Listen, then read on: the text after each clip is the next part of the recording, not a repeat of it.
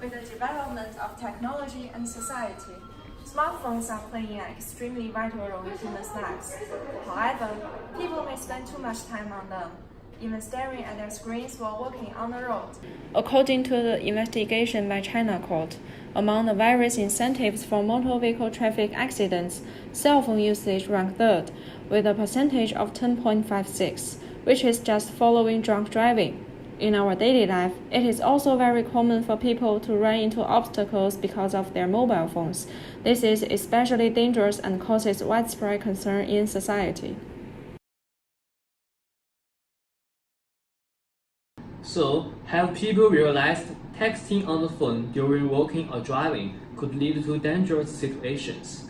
We handed out some questionnaires and got 79 sets of feedback. From these diagrams and data, it is clear that using mobile phones while walking or driving has become a fashion today. We can see almost all the participants believe using mobile phone during walking or driving will take more reaction time to accidents, and nearly half of them have experienced some embarrassing or even dangerous situations because of it. But what's really interesting is that although people clearly know the harm of using cell phones on the way, only 2% among the 79 participants never use it during the processes of walking or driving. In other words, most people are aware of the risk of using mobile phones on the road, but they just can't wait. We have also investigated people's most common used applications. From the feedback, we can see that apart from the necessary applications such as Google Maps, some people also tend to text messages and listen to music. Then, in the following question, we asked participants whether texting is more dangerous compared with other applications, and most of the answers are yes. In other words, most people are aware of the risk of texting on the road, but they still cannot wait until they reach somewhere safer. This interesting phenomenon caught our attention, and we decided to study it in more depth.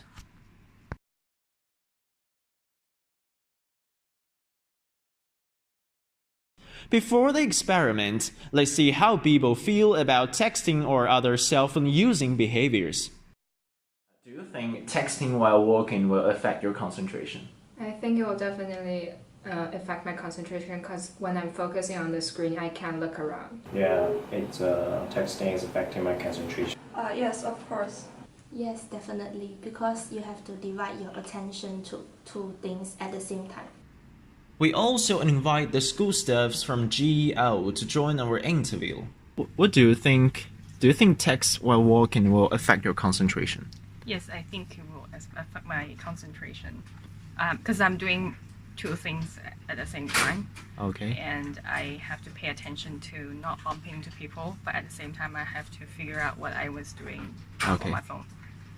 Do you think texting is more likely to lead to accidents? Yes, of course. So can you give me an example? I was texting a friend when I was walking, but then I didn't pay attention. There's a guy walking towards me. They basically bumped into him, and that's really tragic. And I will avoid texting while walking. So embarrassing. Yes, very embarrassing. So what are the situations that texting can be dangerous? Have you ever experienced or have you ever seen such kind of situation? I've never seen. The most serious thing is I bump into people or bump into the wall when I doing the texting. In order to find out the impact of the cell phones to people's reaction time, we will conduct an experiment to show how different activities can influence our reactions and reaction times.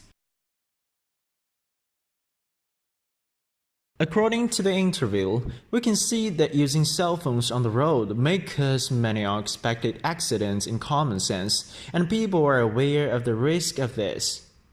To make the experiment work efficiently, we use an application which can test people's reaction time and another phone to attract subjects' attention. In the first part of the experiment, we asked the subjects to do the reaction test for 3 times and noted down the time they used. Afterwards, we give them another cell phone so that they can talk to their friends on the phone while doing the test. Finally, The test subjects were asked to test a message by one hand and do the reaction test with another hand simultaneously.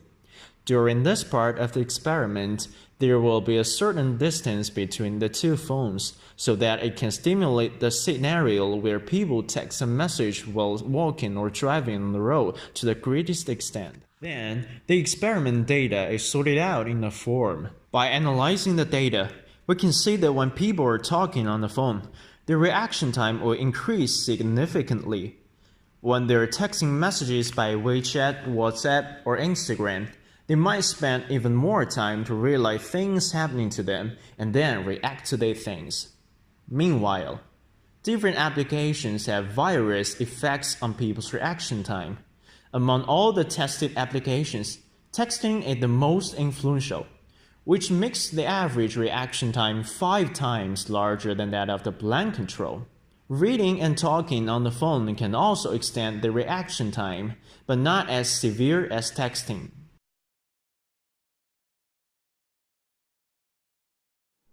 According to Wickens' multiple resources theory, the tasks could be done efficiently only when they are not using the same kind of information. When people use cell phones while walking or driving simultaneously, the information of visual and auditory may be shared by these two tasks and lead to longer reaction time.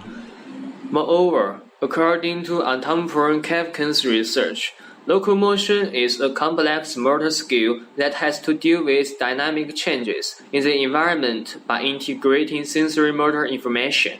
The head needs to process the visual and auditory information to maintain the stability in space.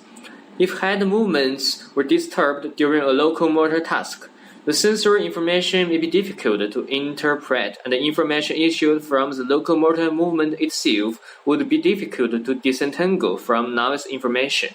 Head movement control with divided attention therefore would negatively impact not only the situational awareness, but also the dynamic stability of walking.